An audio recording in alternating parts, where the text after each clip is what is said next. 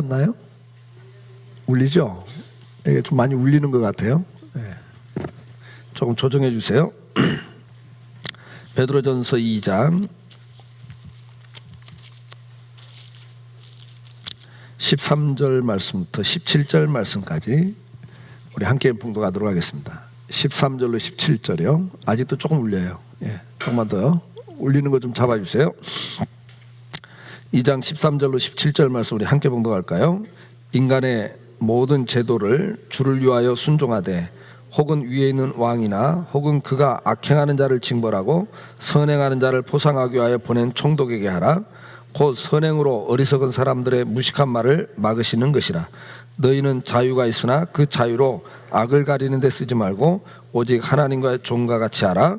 무사람을 공경하며 형제를 사랑하며 하나님을 두려워하며 왕을 존대하라. 아멘.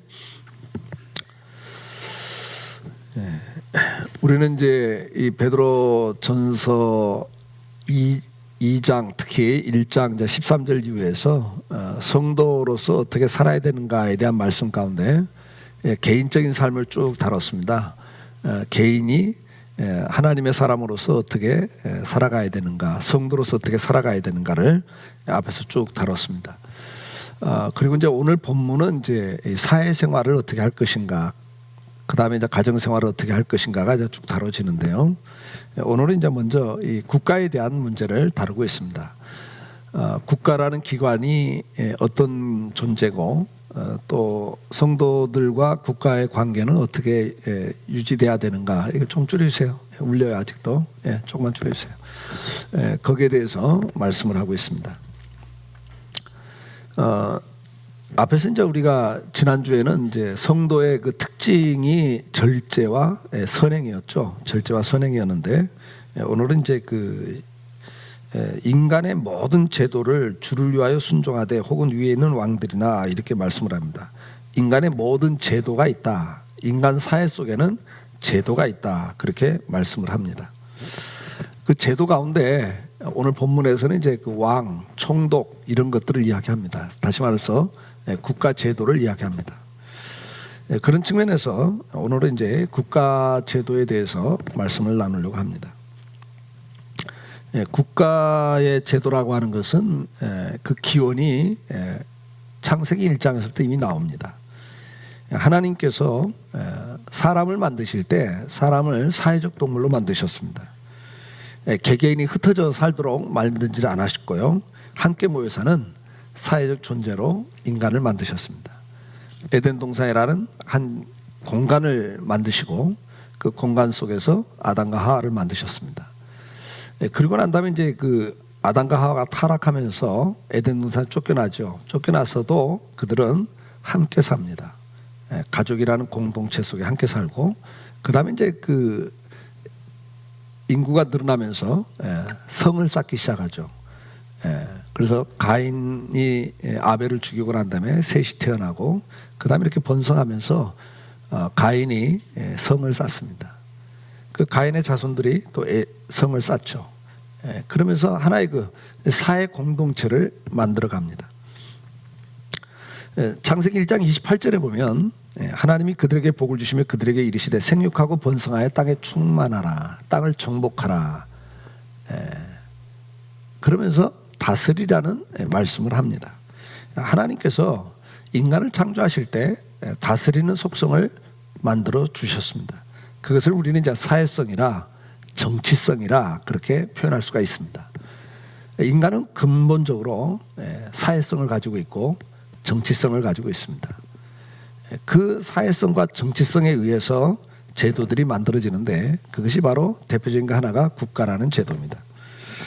국가는 언제 어떻게 만들어졌는가 보면 창세기 10장에 보면 홍수 후에 노아의 세 아들인 셈과 함과 야벳, 이 삼형제가 세상으로 흩어지기 시작합니다.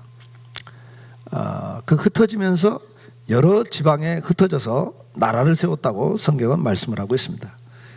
창세기 10장에 등장하는 나라들은 인간의 뜻과 능력에 의해 각 지역에 세워진 것이 아니라 하나님의 뜻 안에서 그런 국가들이 세워졌음을 말씀을 하고 있습니다. 창세기 10장 5절에 보면 이들로부터 여러 나라 백성으로 나뉘어 각기 언어와 종족과 나라대로 바닷가의 땅에 머물렀더라. 그리고 32절에 보면 이들은 그 백성의 족보를 따르면 노아의 자손의 족속들이요 홍수 후에 이들에게서 그 땅의 백성들이 나뉘었더라. 창세기 17장 6절 보면 내가 너로 심히 번성하게 하리니 내가 내게서 민족들이 나게 하며 왕들이 내게로부터 나오리라. 이렇게 아브라함에게도 약속을 합니다. 하나님께서 노아 시대 이후에 홍수 이후에 바벨탑 사건 이후에 모든 민족들이 10장에서 보면 나눠집니다. 그리고 그들이 나눠지면서 민족대로 족속대로 나라를 세운 것을 성경은 기록을 하고 있습니다. 결국은 이 나라라는 제도는 인간의 본성 속에 있는 것이고 또 하나님에 의해서 만들어집니다. 그리고 그 왕들이 이제 세워지는데 그 왕들도 역시 하나님의 주권에 의해서 세워진다고 성경은 기록하고 있습니다. 시편 22편 28절에 보면 나라는 여호와의 것이요 여호와는 모든 나라의 주제심이로다. 모든 나라가 하나님이 다스리는 주권자다. 그렇게 말씀을 합니다. 다니엘서 4장 17절에도 보면 이는 순찰자들의 명령대로요 거룩한 자들의 말대로니라. 지극히 높으신 이가 사람의 나라를 다스리시며 자기의 뜻대로 그것을 누구에게든지 주시며 또 지극히 천한 자를 그 위에 세우시는 줄을 사람들이 알게 하려 함이라 하였느니라. 그렇게 기록을 합니다. 다니엘서에 보면 느부갓네살이 자기의 능력과 실력으로 대제국을 만들었다고 교만에 빠질 때 하나님께서 다니엘을 통해서 말씀하죠. 너에게 그 지혜의 영, 사람의 영이 잠깐 떠날 것이다. 그래서 네가 짐승처럼 밤이슬을 맞고 들녘을 돌아다니게 될 것이다. 그렇게 다니엘을 통해서 예언하고 그대로 돼요. 그래서 왕이 미쳐가지고 그 아들이 왕이 되고 왕은 미쳐서 돌아다니잖아요. 그러다가 때가 될 때 하나님께 다시 그 영을 넣어주니까 다시 지혜가 돌아오고 명철이 돌아오고 제정신이 돌아와서 다시 왕이 돼요. 그러면서 이런 말씀을 하는 거예요. 하나님의 손에 있다. 이 왕권은 자기들이 능력 있고 실력 있어서 그 자리에 가는 게 아니라 하나님이 주제로 세우는 것이다. 그렇게 말씀을 해요. 그래서 로마서 13장 1절에도 보면 각 사람은 위에 있는 권세들에게 복종하라. 권세는 하나님으로부터 나지 아님이 없나니 모든 권세는 다 하나님께서 정하신 바라. 골로새서 1장 16절에도 만물이 그에게 창조되되 하늘과 땅에 보이는 것들과 보이지 않는 것들과 혹은 왕권들이나 주권들이나 통치자들이나 권세들이 다 만물이 다 그로 말미암고 그를 위하여 창조되었고 그렇게 말씀을 합니다. 그러니까 모든 권세가 하나님의 손에 있다. 누가 그 자리에 가느냐도 하나님의 손에 있다. 우리가 투표해서 뽑지만은 제비를 뽑는 건 사람이 뽑지만 그걸 정하신 이는 하나님이시다. 성경은 분명하게 그렇게 말씀을 하고 있습니다. 국가와 왕을 친히 하나님이 세우신다. 그래서 하나님께서 모든 국가의 주권자이심을 성경은 선포하고 있습니다. 시편 22편 27절 28절 땅의 모든 끝이 여호와를 기억하고 돌아오며 모든 나라의 모든 족속이 주의 앞에서 예배하리니 나라는 여호와의 것이요 여호와는 모든 나라의 주제심이로다. 사도행전 17장 26절 인류의 모든 족속을 한 혈통으로 만드사 온 땅에 살게 하시고 그들의 연대를 정하며 거주의 경계를 한정하셨으니. 어떤 나라가 하나 세워질 때 그 연대가 몇 년 가느냐 그리고 그 국경이 어느 정도 넓어지고 좁아지냐가 다 하나님의 손에 있다는 거예요. 국가의 흥망성쇠가 하나님의 손에 있다는 거예요. 하나님의 손에 있어요. 신명기 32장 8절에 지극히 높으신 자가 민족들에게 기업을 주실 때 인종을 나누실 때 이스라엘 자손의 수요대로 백성들의 경계를 정하셨다. 이 국경도 시대에 따라서 변하죠. 나라가 세워지고 망하면서 그 국경까지 넓어졌다 좁아졌다 없어졌다 하는 것도 다 하나님의 손에 있다. 그렇게 말씀을 합니다. 그러면 이 국가라는 제도를 왜 만드셨는가? 성경은 국가의 기능에 대해서 이야기를 하고 있습니다. 로마서 13장 4절에 보면 그는 하나님의 사역자가 되어 내게 선을 베푸는 자니라. 그러나 내가 악을 행하거든 두려워하라. 그가 공연히 칼을 가지지 아니하였으니 곧 하나님의 사역자가 되어 악을 행하는 자에게 진노하심을 따라 보응하는 자니라. 권력을 주는죠. 국가라는 제도를 만들고 국가라는 권력을 만들고, 그래서 대통령과, 요즘 말하면 대통령과 뭐 여러 가지 이제 그 통치자들을 세우는데 그들에게 권력이라는 걸 줍니다. 권력. 그 권력을 주는 것은 뭐냐? 이유가 있다는 거죠. 하나님의 사역자가 돼서 선을 베푸는 자라. 그래서 악을 행하는 자들을 징치하도록 그들에게 칼을 주셨다. 권력을 주셨다는 거예요. 인간은 타락한 이후에 죄성을 갖고 있습니다. 근본이 악합니다. 그래서 각자의 소행대로 살아가면 양육강식의 사회가 되고 말아요. 힘없는 사람은 억울하게 죽임을 당해야 되고 빼앗김을 당해야 돼요. 여러분 만약에 국가나 법이 없다고 생각해 보세요. 악을 행해도 누구도 하나 징치하는 사람이 없다, 징치하는 권력이 없다 그러면 어떤 사회가 될 것 같아요? 그 말 그대로 양육강식입니다. 여러분. 힘 있는 사람이 자기 마음대로 다 할 수 있는 거예요. 그러면 살 수가 없죠. 약자들은 살 수가 없습니다. 죄성을 갖고 있는 인간은 어떠한 것에 규제를 받음도 없이 선한 상태에 있기가 힘든 존재라는 거죠. 알아서 선한 상태를 가질 수가 없어요. 다 타락할 수밖에 없습니다. 악해질 수밖에 없어요. 아무리 신앙심이 깊어도 악을 감시하는 국가란 제도가 없다면 질서를 지켜나가기가 쉽지 않습니다. 결국 인간의 본성은 악하기 때문에 국가가 필요한 것이에요. 국가는 악을 억제하고 질서를 유지합니다. 정의를 세우기 위한 잠정적 기관입니다. 절대적 기관이 아니라 잠정적 기관이에요. 인간의 죄악된 본성에 의해 국가가 존재해야 되는 겁니다. 이것은 바로 악을 억제하기 위한 기관입니다. 우리는 그것을 국가의 소극적 기능이라 그래요. 악을 억제하기 위해서 국가라는 제도가 필요한 겁니다. 베드로전서 오늘 본문에 뭐라고 말합니까? 인간의 모든 제도를 주를 위하여 순종하되 혹은 위에 있는 왕이나 혹은 그가 악행하는 자를 징벌하고 선행하는 자를 포상하기 위하여 보낸 총독에게 하라. 이 선행과 악행을 격려하게 하도록 억제하는 거예요. 그래서 국가라는 기능이 하는 것이 뭐냐면 선행을 격려하는 거고 악행을 억제하는 것이 국가의 기능입니다. 그래서 국가의 기능 가운데 적극적 기능은 선행을 격려하는 거예요. 로마서 13장 4절 그는 하나님의 사역자가 되어 내게 선을 베푸는 자니라. 선행을 격려하는 것이 국가의 기능입니다. 국가라고 하는 것은 하나님을 대신해서 정의를 실현하고 질서를 유지함에 그 기능과 존재 목적이 있다. 그렇게 이야기를 합니다. 국가의 중요한 기능 가운데 하나는 다른 것이 아니라 하나님을 대신해서 정의를 실현하고 질서를 유지하고, 그래서 사람들로 하여금 안정되게 살 수 있도록 만드는 것이 국가의 중요한 절대적 기능입니다. 그래서 국가가 하는 기능 가운데 적극적 기능은 뭐예요? 정의를 구현하는 거예요. 정의를 구현하는. 그리고 질서를 지켜주는 거예요. 질서를 유지하는 거예요. 그래서 결국은 안정과 보호, 이것이 국가의 적극적 기능입니다. 그래서 건강한 국가, 제대로 된 국가는 뭐죠? 국민의 생명을 안전하게 지켜주고 보호하는 것이 국가의 절대적 기능이에요.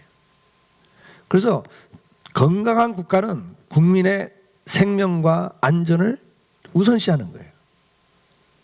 타락한 국가가 어떤 국가입니까? 인권을 무시하고 국민의 생명과 안전을 지켜주지 않고 오히려 핍박하는, 지금 북한 같은 나라는 악한 국가죠. 타락한 국가예요. 제대로 기능을 발휘하지 못하고 있는 잘못된 국가죠. 그래서 우리가 항상 기도하기를 위정자들을 위해서 기도하라는 거예요. 그들이 바른 정치를 할 수 있도록. 그래서 기도가 필요한 거예요. 그들이 바른 정치를 해야 국가가 질서가 잡히고 안전하고, 그래서 국민들이 생명과 재산과 모든 인권이 보장되는 그런 나라가 하나님이 세우신 건강한 나라예요.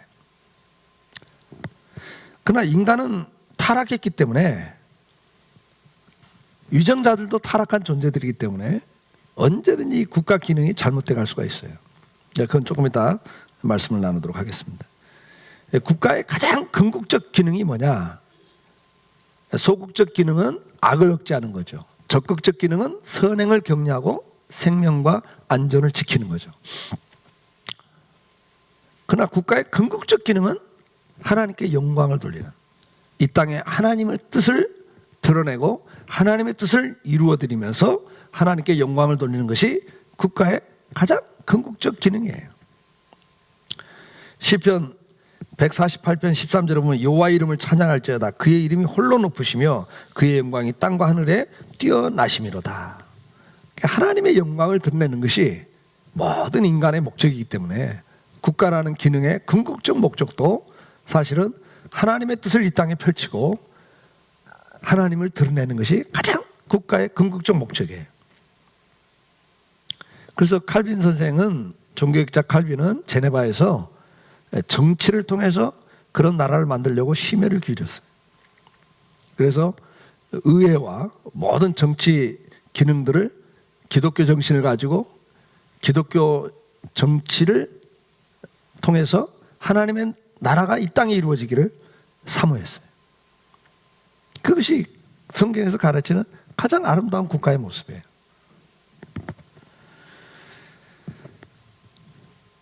그러나 국가가 그런 목적을 갖고 만들었지만 타락한 인간들에 의해서, 그리고 사탄에 의해서 항상 권력은 타락해요. 그래서 문제가 생기는 거예요. 이제 그 문제 뒤에 조금 다루겠습니다. 어쨌든 간 국가는 하나님에 의해서 세워진 것이기 때문에 그 국가 권위에 대한 성도의 자세는 어떤 자세를 가져야 되는가? 오늘 본문에는 인간의 모든 제도를 주를 위하여 순종하되, 그렇게 말씀을 합니다. 순종하되. 그래서 첫째가 순종하라는 거예요. 하나님이 세우신 신적 권위를 가지고 있는 기관이기 때문에 일단 순종해라. 선한 권력이든 악한 정부든 하나님이 세우신 신적 권위를 갖는 국가이기에 그 권력과 통치자에게 순종할 것을 말씀을 하고 있습니다. 로마서 13장 1절 2절에 보면 각 사람은 위에 있는 권세들에게 복종하라. 권세는 하나님께로부터 나지 않음이 없나니 모든 권세는 다 하나님께서 정하신 바라. 그러므로 권세를 거스리는 자는 하나님의 명을 거스림이니 거스리는 자들은 심판을 자취하리라. 모든 권세라 그러세요. 선한 권세든 악한 권세든 일단 권세는 인정을 해라. 그렇게 말씀을 합니다. 다니엘서 2장 21절, 그는 때와 계절을 바꾸시며 왕들을 폐하시고 왕들을 세우시며 지혜자에게 지혜를 주시고 총명한 자에게 지식을 주시는도다. 그렇게 말씀을 합니다. 자, 하여튼 선한 권세든 악한 권세든 결국은 그 때를 정하시고 흥하게 하든 망하게 하든 시작과 끝을 정하시는 이는 하나님이다. 이게. 저 북한 정권도 하나님이 지금 세우고 있다는 거예요. 그래서 기도하는 거예요. 저도 기도해요. 하나님, 이스라엘 백성들이 애굽에서 그 애굽의 권력 앞에서 노예 생활하면서 탄식하고 부르짖고 있듯이 저 북한 땅에 있는 수많은 백성들이, 수많은 지하 교인들이 생명의 위협 속에서, 인권적 탄압 속에서 탄식하고 있지 않습니까? 어느 때까지입니까? 바로의 권세를 깨뜨리시고 이스라엘을 해방시키셨던 하나님, 저 북한 땅에 있는 저 백성들을 빨리 해방시켜 주십시오. 기도하고 있어요. 왜? 하나님의 손에 있거든요. 하나님이 하시면 저건 하루아침에도 좀 권력이 무너지는 거든 아니면 어떤 문제에 의해서 체제가 바뀌든 그래서 매일 기도하는 거예요. 나라와 민족을 위해서 날마다 기도해야 될 제목이 바로 그런 것들이에요. 건강한 정권이 들어설 수 있도록. 그래서 정말 국민의 인권과 생명과 재산을 제대로 보호할 수 있는 그런 정부가 세워지도록, 그런 통치자들이 나올 수 있도록 기도해야 돼요. 지금 정치를 하고 있는 대통령과 국회의원들, 그리고 외교관들, 공무원들을 위해서 날마다 기도를 해요. 하나님, 정말 외교관들이 바른 정신을 가지고 민족을 위해서 지혜롭게 외교 활동을 해서 국익을 실손시키지 않는, 바르게 세울 수 있는 외교관들이 나오게 해달라고 기도하고 있어요. 그런 공무원들이 되게 해달라고 기도하고 있어요. 부정부패에 참여하는 공무원들이 아니라 정말 국민들의 생명과 재산과 인권을 보호해 줄 수 있는 그런 공무원들이 돼야죠. 정치가들이 돼야지 않겠어요? 기도하는 거예요. 그래서 모든 제도가 하나님이 만들었고 그 제도의 통치자도 하나님이 세우기 때문에 우리는 기도하는 거예요. 디모데전서 2장 1절 2절 그러므로 내가 첫째로 권하노니 모든 사람을 위하여 간구와 기도와 도고와 감사를 하되 임금들과 높은 지위에 있는 모든 사람을 위하여 하라. 이는 우리가 모든 경건과 단정함으로 고요하고 편안한 생활을 하려 함이라. 지도자들을 위해서 기도하라는 거예요. 통치자들을 위해서 기도하라는 거예요. 왜? 그래야 우리가 경건 생활과 이 신앙 생활을 편안하게 제대로 할 수 있다 이게요. 그리고 삶 자체가 편안한 삶을 살 수 있다는 거예요. 우리는 그래서 기도가 필요한 거예요. 그 다음에 두 번째는 두려워하라 그랬어요. 국가가 도덕적 권위가 있기 때문에 우리는 순종을 해야 되고 양심에 꺼리낌이 없는 자가 되어야 할 것을 성경은 말씀을 하고 있습니다. 국가는 하나님이 주신 도덕적 권위를 반드시 지킬 것을 분명히 밝히고 있습니다. 로마서 13장 3절 4절 다스리는 자들은 선한 일에 대하여 두려움이 되지 않고 악한 일에 대하여 되나니 내가 권세를 두려워하지 아니하려느냐? 선을 행하라. 그리하면 그에게 칭찬을 받으리라. 그는 하나님의 사역자가 되어 내게 선을 베푸는 자니라. 그러나 내가 악을 행하거든 두려워하라. 그가 공연히 칼을 가지지 아니하였으니 곧 하나님의 사역자가 되어 악을 행하는 자에게 진노하심을 따라 보응하는 자가 되니라. 국가를 세우는 목적은 선을 행하는 자에게 상을 주고 악을 행하는 자에게 벌을 주는 데 있다는 거죠. 흥미로운 사실은 국가의 통치자들을 사역자, 하나님의 일꾼으로 표현하고 있다는 겁니다. 국가의 통치자는 백성을 위해 적극적으로 선을 베푸는 자들입니다. 선을 베푸는 일꾼이라 그랬어요. 그러니까 다시 말하면 선한 정치를 해야 돼요.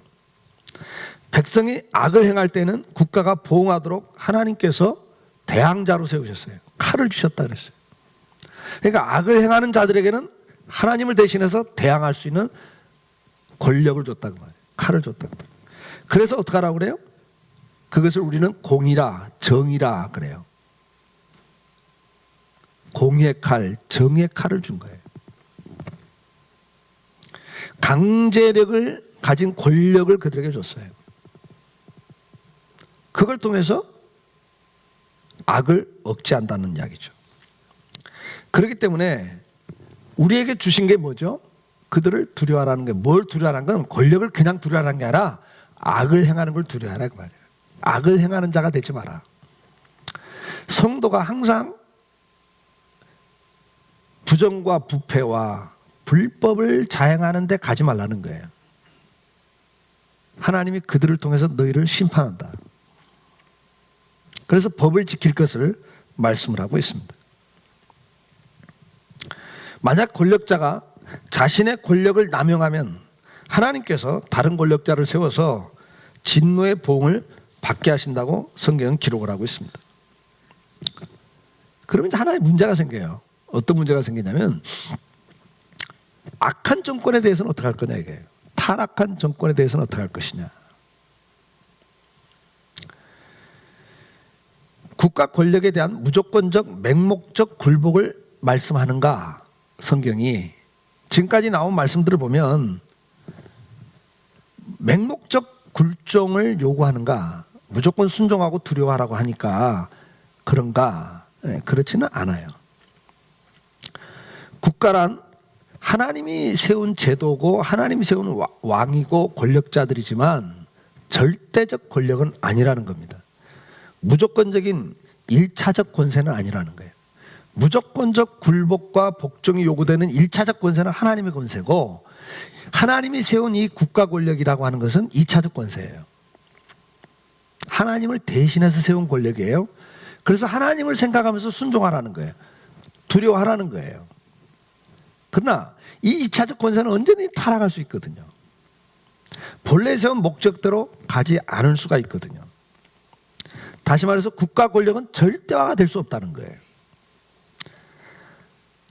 하나님께서 세운 기관이지만 파생적 기관이기 때문에, 권력이기 때문에 그 주어진 기능을 다할 때는 정당화가 돼요. 그러나 그 주어진 기능에서 벗어나면 그건 절대화가 될 수 없어요. 이해가 되죠? 하나님은 절대적 권력이시지만 그가 세운 이 국가 권력은 타락할 수 있는 권력이기 때문에 절대적 권력이 아니에요. 따라서 국가에 대한 순복은 조건적인 거예요. 조건적이에요. 스코틀랜드나 영국의 청교도들처럼 국가가 하나님의 뜻에 의해 세워진 기관이기에 그 뜻에 위배될 때는 마땅히 비판받아야 돼요. 국가라는 권력이 하나님의 뜻에서 벗어나기 시작하면, 하나님의 국가라는 권력을 왜 세웠어요? 소극적으로는 악을 억제하고 적극적으로는 선을 격려하는, 정의를 구현하고 국민들의 생명과 재산과 모든 것을, 인권을 보호해 주기 위해서 세운 건데, 거기서 벗어나기 시작하면 어떻게 해야 됩니까? 거기에 대해서 우리가 할 두 가지 자세가 있어요. 첫째는 이제 기도하는 거예요. 우리가 날마다 그걸 위해서 기도하는 거예요. 왜냐하면 하나님이 그 주권을 갖고 그 국가의 흥망성쇠를 결정하시기 때문에 우리가 첫째는 기도하는 거죠. 초대교회도 보면 국가라는 권력이 교회를 핍박할 때, 예수님을 핍박할 때도 예수님도 베드로가 칼을 들 때 뭐라고 그러세요? 칼을 들지 마라. 칼을 드는 자는 칼로 응하는 자는 칼로 망한다.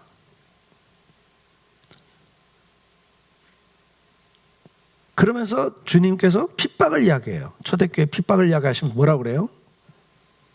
너희가 이리 피하고 저리 피할 것이다.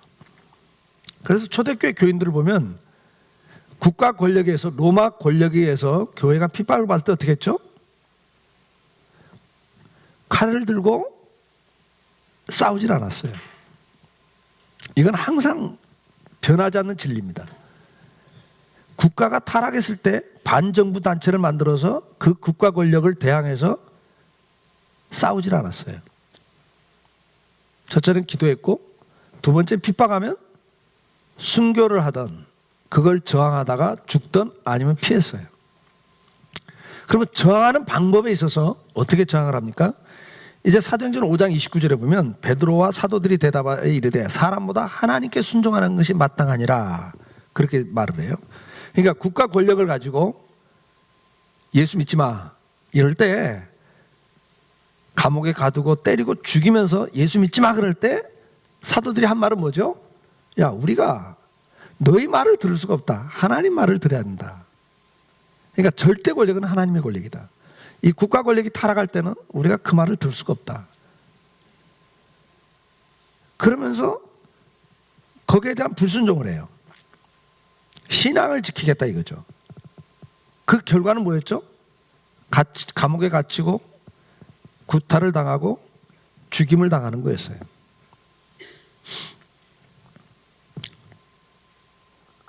그래서 우리 기독교인들이 항상 해야 될 것은 뭐냐? 나라와 민족을 위해서 기도하는 게 가장 큰 거예요. 두 번째는 국가가 신앙을 핍박할 때, 이건 신앙을 핍박할 때 어떻게 해야 되죠? 일제시대 때도 마찬가지잖아요. 일본 사람들이 신사참배를 강요했잖아요. 일본의 천황을 신으로 섬기도록 했단 말이에요. 그것을 적극적으로 반대했어요. 우린 못하겠다. 공개적으로 못하겠다 그랬어요. 다니엘처럼 우리는 절할 수 없습니다. 국가 권력 앞에, 신상 앞에 절하라 할 때 다니엘도 우리는 그건 할 수 없습니다. 하나님의 명을 따라야 됩니다. 분명히 선언해요. 우리는 그렇게 할 수 없다. 그 결과는 뭐죠? 죽는 거였어요. 갇히는 거였어요. 모든 국민의 권리를 빼앗기는 거였어요. 재산을 빼앗기고 모든 보호받는 것을 다 상실하는 거였어요.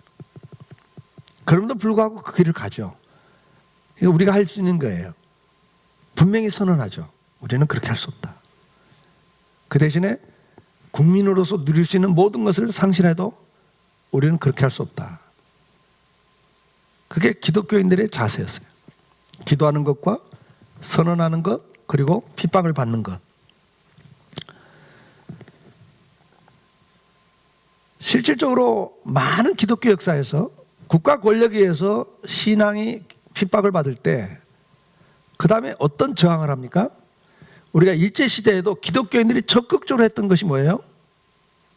신사참배를 반대하면서 결국은 독립운동을 해요. 독립운동을 하는데 독립운동에는 두 가지 방법이 있었잖아요. 하나는 독립군을 만들어서 무장 저항을 하는 게 있었어요. 또 하나는 뭐죠? 만세운동이었다고요.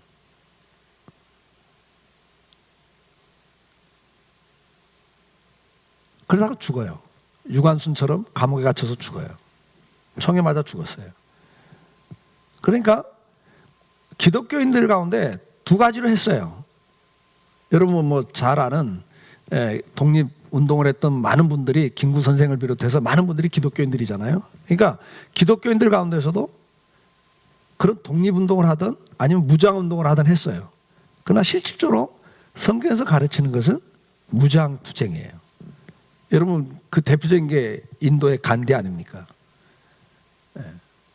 끝까지 무장투쟁을 해요. 그런데 그것이 결국은 승리하거든요. 무장이라고 그래가지고 그 무장이란 말은 저항을 하지 않는단 말이 아니라 그런 무기를 가지고 같이 싸우는 걸 말하지 않거든요.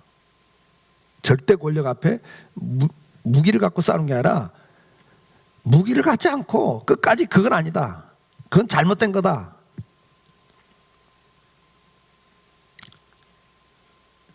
미국의 킹 목사처럼 많은 분들이 그런 무장을 했다고요. 무기를 갖추고 비밀 결사 조직을 만들고 투쟁하지 않고 공개적으로 그건 잘못됐다. 그것 때문에 핍박을 하면 핍박받으면서도 죽임을 당하면서도 그건 잘못된 거다. 선포를 하고 그런 걸 계속 이야기를 하고 그래서 그것이 전체적인 호응을 얻고 그래서 그것이 국민의 힘이 돼서 절대 권력을 무너뜨리는. 근데 그것이 하나님 손에 있다는 거예요.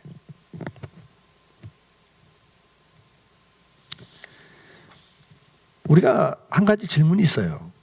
뭐가 있냐면 그러면 이렇게 그 악한 정권도 하나님이 세운다는데 왜 악한 정권을 세우냐 이 말이죠. 저 북한 땅에는 왜 김정일 정권을 세워가지고 저렇게 많은 사람들이 핍박을 받고 억압을 받고 지금 우리 남한에 살고 있는 우리들도 항상 긴장을 하게 만드는가 이게.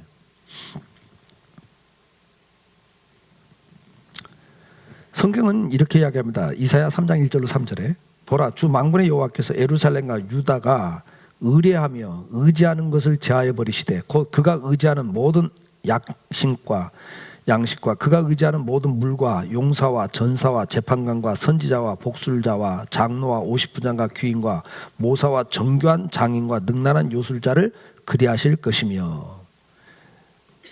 하나님께서 사람들이 의지하는 것, 이스라엘 백성들이 하나님을 의지하지 않고 그 어떤 것들을 의지하는 걸 다 제하해버리겠다 그렇게 말씀을 해요. 그러면서 이사야 10장 5절 6절에 이런 말씀을 해요. 아수르 사람은 화 있을진저 그는 내 진노의 막대기요 그 손의 몽둥이는 내 분노라. 내가 그를 보내어 경건하지 아니한 나라를 치게 하시며 내가 그에게 명령하여 나를 노하게 한 백성을 쳐서 탈취하며 노락하게 하며 또 그들을 길거리에 진흙같이 짓밟게 하려 하거니와. 무슨 이야기죠? 하나님의 백성들 유다가 타락했을 때 바벨론이라는 나라를 세워서 그들을 짓밟았다 그래요. 하나님이 몽둥이로 쓰셨다 그래요. 역대하 36장 17절에도 하나님이 갈대아 왕의 손에 그들을 다 넘기심에 그가 와서 그들의 성전에서 칼로 청년들을 죽이며 청년 남녀와 노인과 병약한 사람들을 긍휼히 여기지 아니하였으며. 에스겔서 29장 19절로 20절 그러므로 주 여호와께서 이같이 말씀하시니라 내가 애굽 땅을 바벨론의 느부갓네살 왕에 넘기리니 그가 그 무리를 잡아가며 물건을 노력하며 빼앗아갈 것이라. 이것이 그 군대의 보상이 되리라. 그들의 수고는 나를 위하여 함인즉 그 대가로 내가 애굽 땅을 그에게 주었느니라. 주 여호와의 말씀이니라. 나라가 흥하고 망하는 것이 다 하나님의 손에서 움직이는데 그게 하나님이 대가로 준다. 대가로. 계시록 18장 2절에도 힘찬 음성으로 외치리되 무너졌도다 무너졌도다 큰 성 바벨론이여 귀신의 초소와 각종 더러운 영이 모이는 곳과 각종 더럽고 가증한 새들이 모이는 곳이 되었도다 그래요. 여러분, 하나님께서 백성이 타락하면, 우리가 제대로 안 살면 하나님이 우리를 징계하는 방법으로 뭘 줘요? 몽둥이를 주는데 그게 권력이라는 거예요. 악한 정권이 들었을 때 우리는 꼭 기억해야 됩니다. 기독교 역사를 봐도 그래요. 여러분, 저 평양은 제2의 예루살렘이라 그랬습니다. 80%가 성시화됐던 도시입니다, 여러분. 평양에 제2의 오순절 역사가 있었다 할 만큼 성령의 강한 역사가 있었어요. 회개 역사가 있었고 한국교회 놀라운 부흥의 발원지가 평양입니다. 평양 옆에 있는 신천이라는 도시는 100% 복음화가 됐던 도시예요. 주일날 가게가 문을 못 열었어요. 왜? 주일날 물건 사는 사람이 없으니까. 그런 동네 도시였습니다. 근데 지금은 악의 축이라고 말하는, 저 지금 말이 되는 권력입니까? 마음에 안 든다고 그냥 바로 총살시켜버리고,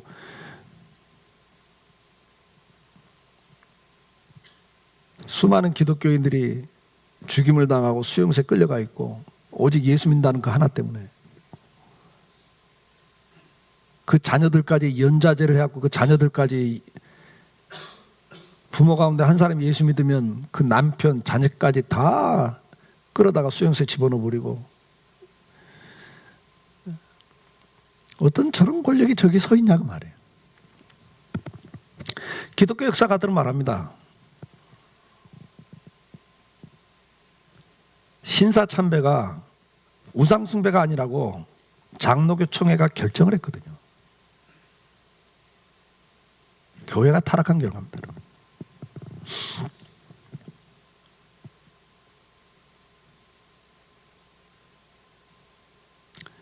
유교 사변이 터지기 직전에 한국 장로교가 총회에서 결정을 합니다.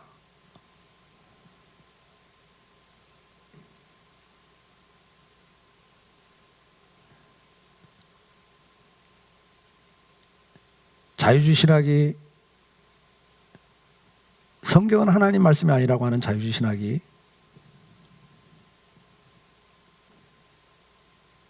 장로교가 분열이 돼요. 역사가들은 말해요. 종교, 교회 역사가들은 말해요. 장로교 분열의 역사가 있고 난 다음에 전쟁이 있었다고 이야기를 해요. 무서운 이야기들 아닙니까? 항상 민족의 아픔 속에 성도들의 모습이 있어요. 유다가 타락하면, 성도들이 타락하면 항상 주변 나라들을 통해서 몽둥이를 쓰셨다고 성경 기록을 해요. 오늘도 다시 한번 우리는 기억해야 됩니다. 성도들이 신앙생활을 바르게 하는 것이 가장 중요합니다. 의인 10사람이어서 소돔과 고모라는 망했습니다. 의인만 있으면 살았어요. 악이 아무리 관영해도 그 속에 의인들이 제대로 살면 하나님 그 의인들을 보시고 축복을 하십니다. 성도들이 제대로 살면 그 성도들 때문에 그 나라를 복을 주셔요. 믿습니까? 그걸 기억하셔야 됩니다. 오늘도 우리가 바로 살면 돼요. 그리고 우리가 할 일은 국가와 민족을 위해서 기도하는 겁니다. 하나님의 은혜를 구하는 겁니다. 불쌍히 여겨달라고.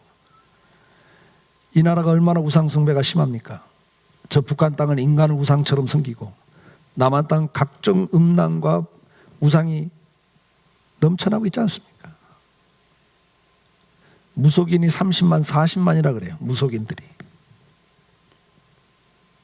그 정도로 이 땅이 우상숭배와 음란으로 빠져 있습니다.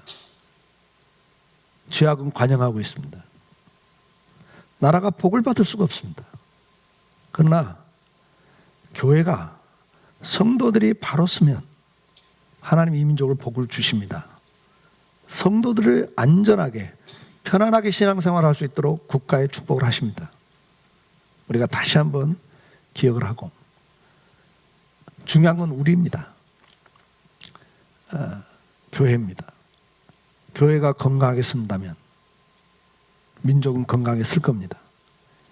교회가 분열하면 나라는 분열했고,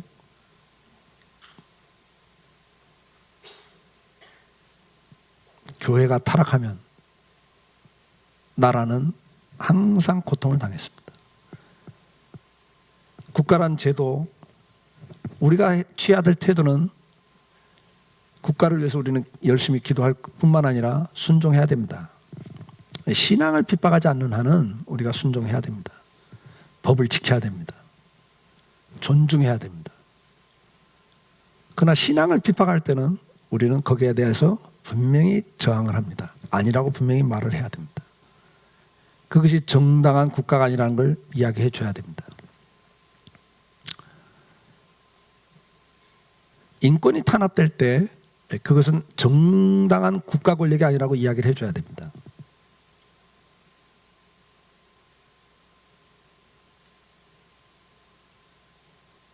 그러나 가장 중요한 건 뭐예요? 하나님이 주권자임을 믿고 그분에게 기도하는 것이 가장 절대적이고 중요하다. 두 번째는 우리가 부당한 정권에 대해서는 그것이 잘못됐다는 걸 분명히 이야기해야 된다. 그러나 그것은 어디까지나 비폭력적이어야 된다. 성경은 폭력을 정당화시켜본 역사가 없습니다. 폭력을 쓰지 말라고 이야기합니다. 그래서 비폭력 저항을 해야 됩니다. 그러나 더 중요한 게 뭐예요? 우리가 바로 사는 것이 가장 중요하다. 성도들이 바로 서 있고 교회가 바로 서 있으면 하나님은 그 교회를 위해서, 성도들을 위해서 그 나라에 안정된 복을 주신다. 오늘 말씀의 결론입니다. 국가를 왜 세웠는가? 국가의 기능이 뭔가? 그리고 국가에 대한 자세는 어떤 자세여야 되는가에 대한 말씀들을 간략하게 나눴습니다. 오늘 이 말씀들을 좀 정리하시면서 국가의 소극적 기능, 악을 억제하는 거다. 적극적 기능, 정의와 공의를 실현하면서 국민들의 생명과 재산을 보호하고 안정화시키는 것이 국가의 적극적 기능이다. 국가의 긍극적 기능은 하나님의 뜻을 이 땅에 펼치고 하나님께 영광을 돌리는 것이 국가를 세운 가장 긍극적 목적이다. 그리고 그 국가에 대한, 권력에 대한 성도의 자세는 순종과 두려움을 갖는 거고, 정당하게 우리가 법을 지키며 사는 거다. 그러나 타락한 정권이 들어섰을 때는, 신앙을 핍박하는 정권이 들어섰을 때, 잘못된 정권이 들어섰을 때는 우리는 거기에 대해서 비폭력 저항을 해야 한다. 분명히 잘못됐다고 이야기를 해줘야 한다. 그러나 그 정도 어떤 믿음의 수준이 안 될 때는 하나는 피하는 거예요. 피했습니다. 이 마을 저 마을로 피하면서 그 핍박을 피했죠. 순교하는 자가 있고 피하는 자가 있는데 그건 다 문제가 되는 건 아니에요. 잘못된 게 아니에요. 왜? 믿음의 수준에 따라 사는 겁니다. 그걸 보고 왜 너 도망쳤냐 그러면 안 돼요. 그건 그 사람의 믿음의 수준에 따라서 움직이는 거니까 그거 갖고는 뭐라고 하지 않아요. 주님도. 궁극적인 가장 중요한 결론은 뭐예요? 그러나 그 모든 악한 정권이 들어서는 데는 배경이 있다. 타락했을 때 몽둥이를 쓰기 위함이다. 그렇기 때문에 우리가 더 중요한 건 타락하지 않고 건강한 성도로서, 교회로서 신앙을 지켜가는 것이, 주님을 더 잘 섬기는 것이 가장 국가를 위한 방법이다. 그래서 여러분들이 국가를 위해서 가장 적극적인 방법은 기도하는 것과 우리가 신앙생활을 주님 앞에서 제대로 하는 거예요. 그러면 의인 때문에 망하지 않는 하나님의 역사가 있다는 걸 기억하시면서 오늘도 다시 한번 바른 국가관을 가지시고 바르게 나라와 민족을 위해서 기도하고 신앙생활하는 저와 여러분이 될 수 있기를 주 이름으로 축복합니다. 우리 다 같이 일어나 찬송하시겠습니다.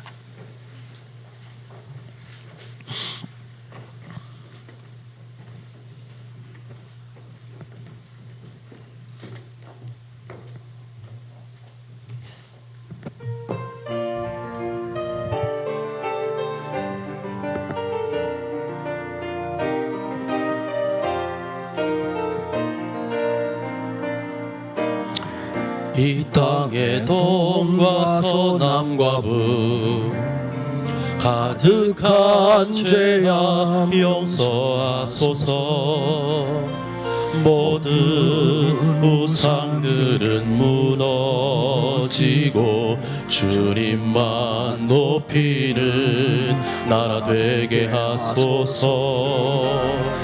이 땅에 지친 모든 영혼 주 예수 사랑 알게 하소서. 저들의 아픔과 눈물 씻는 주님의 보혈 이 땅 치유하소서. 성령의 새바람 이 땅을 불어오소서. 주의 영생기로